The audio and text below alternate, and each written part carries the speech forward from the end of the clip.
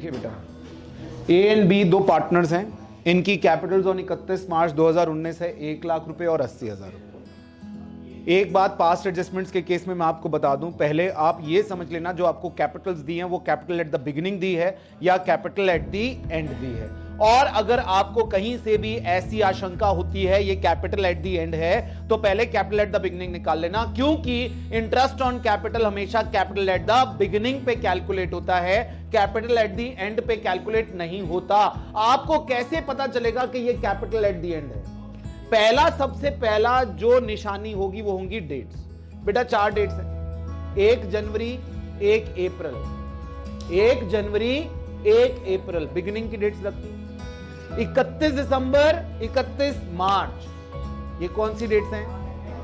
दूसरी निशानी, ये पहली निशानी है, डेट्स देखकर पता चल जाएगा ये कैपिटल कौन सी है, जैसे इसमें लिखी हुई है 31 मार्च 2019।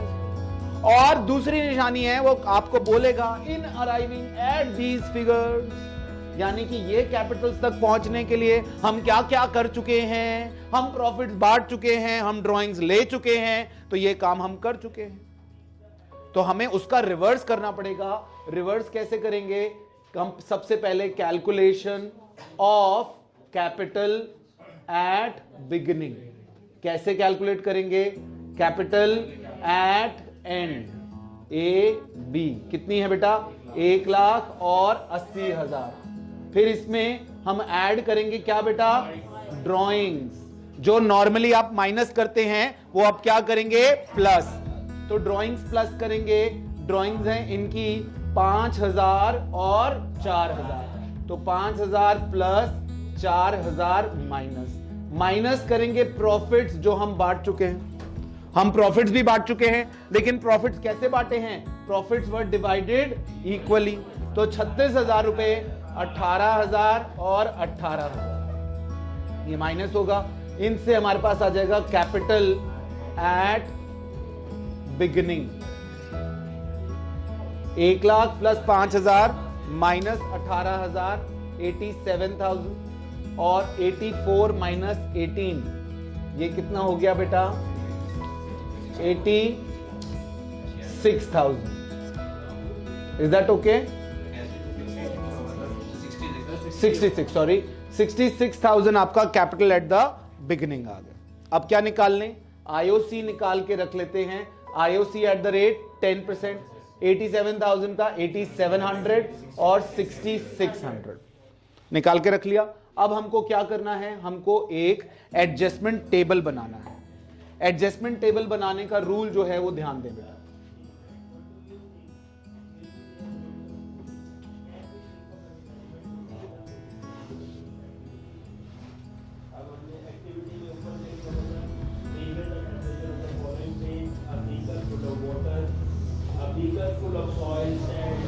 यहां पर ए बी फर्म, इसका नाम हम क्या देते हैं? Adjustment table. एडजस्टमेंट टेबल कैसे बनाना है बेटा? ये हर किसी को डेबिट क्रेडिट, इंक्लूडिंग फर्म को डेबिट और क्रेडिट, ठीक है। सबसे पहले अगर आप प्रॉफिट बांट चुके हैं, ठीक है, अगर आप प्रॉफिट बांट चुके हैं तो उसको वापस लीजिए। इसको क्या लिखूंगा? Profit already distributed wrongly. तो आप प्रॉफिट जो है वो वापस लेंगे। वापस लेने का तरीका यह है कि पार्टनर्स को डेबिट कर दो। जब प्रॉफिट देते हैं तो पार्टनर्स को क्या करते हैं? क्रेडिट करते हैं। अभी पार्टनर से वापस लेना है तो पार्टनर्स को कर दो डेबिट। 18,000 इसको दिया था, 18,000 इसको दिया था, ये दोनों डेबिट हो गए और फर्म हो गई क्रेडिट। एम आई राइट? 36,000 रुपए जो हमारा प्रॉफिट था साल का, जो इक्वली बांट दिया था, वो ले लिया वापस। अब जो देना है वो दो। आईओसी भूल गए थे, आईओसी वॉज ओमिटेड, आप दे दो आईओसी। आईओसी आपने निकाला है 8700 और 6600। ये दोनों आप जब पार्टनर्स को दोगे तो पार्टनर्स तो हो जाएंगे क्रेडिट, लेकिन फर्म हो जाएगी डेबिट। 15,300 रुपए फर्म हो जाएगी डेबिट। आप समझ गए बेटा मेरी बात? राइट? अब एक्चुअली 36,000 में से 15,300 आपको एज आईओसी पार्टनर्स को देना था, तो 36,000 माइनस 15,300 अगर हम करते हैं तो हमारे पास आता है 20,700, जो कि हमें बांटना है ताकि फर्म जो है वो बैलेंस हो जाए, फर्म के पास कुछ भी डेबिट क्रेडिट नहीं बचे। जो डेबिट क्रेडिट बचेगा वो पार्टनर्स के पास बचेगा। तो जो ये 20,700 फर्म में डेबिट होना है वो पार्टनर्स में क्रेडिट होएगा। हाँ बेटा, ये कौन सी रेशो में होएगा? ये प्रॉफिट टू बी गिवन कौन सी रेशो? 3:2, जो एक्चुअल पीएसआर है, हाँ या नहीं? तो ये हो गया 12,420 और ये हो गया 8280। अब आप देख लीजिए किसके पास ज्यादा डेबिट और किसके पास ज्यादा क्रेडिट आ रहा है। 12,420 plus 8,700, this comes out to be 21,120 and this is 18,000। So यहां पर अगर इवेंचुअली बचता है तो 3,120 रुपए क्रेडिट में बचता है। यहां पर क्रेडिट है 21,120 और डेबिट कितना है 18,000, तो क्रेडिट इज बिगर। और यहां पर 18,000 डेबिट है और क्रेडिट में है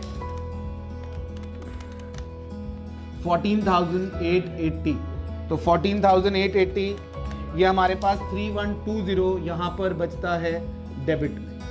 are you getting my point? तो यहां पर आपका ये एडजस्टमेंट टेबल हो जाता है खत्म। अब आपको दिख रहा है कि आपको किसको डेबिट करना है और किसको क्रेडिट। तो यहां पर बीज कैपिटल या फिर current account debit to as capital account. इसका मतलब यह है कि हमने इस उधेड़ बुन में जहां हमने आईओसी नहीं दिया था और प्रॉफिट को भी गलती से बांट दिया था, इस एंट्री से यह समझ में आता है कि इस उधेड़ बुन में हमने बी को ज्यादा पैसे दे दिए थे और ए को कम दिए थे। आप ऐसे भी अंदाजा लगाइए, ए को देने चाहिए थे, ये एक्चुअल देने हैं ए को, ये दोनों, तो ए को 21,120 रुपए देने चाहिए थे, लेकिन अभी तक हमने एक्चुअली ए को कितने दिए हैं 18,000, तो हमने उसे 3,120 रुपए और दे दिए। जिस पार्टनर को अभी आप क्रेडिट कर रहे हो यानी आप और उसको दे रहे हो, और जिस पार्टनर को आपने देने थे 14,880 रुपए उसको आपने दे रखे हैं अभी तक 18,000 रुपए, तो उससे ले लीजिए। आप समझ गए मेरी बात? This is called past adjustment.